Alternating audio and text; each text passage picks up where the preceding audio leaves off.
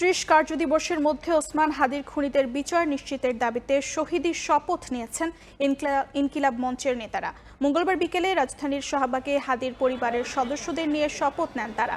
বলেন, খুনিরা হাদি নয়, দেশের মাথায় গুলি চালিয়েছে। এর দায় অন্তর্বর্তী সরকার কোনোভাবেই এড়াতে পারে না।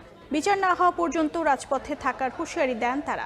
আগামী দুদিন হাদির স্মরণে দেয়াল লিখন কর্মসূচি ঘোষণা করেন তারা।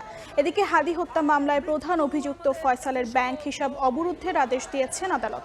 ফয়সালের সহযোগী কবিরকে আদালত দ্বিতীয় দফায় 5 দিনের রিমান্ড দিয়েছেন।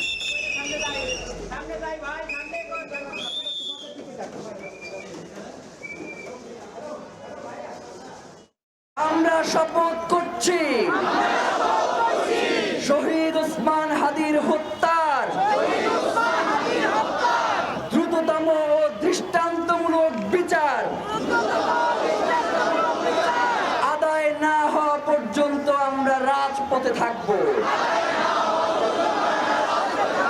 জীবিত ওসমান হাদির চেয়ে শহীদ ওসমান হাদি অনেক গুণ শক্তিশালী হয়ে আমাদের মাঝে ফিরে আসছে।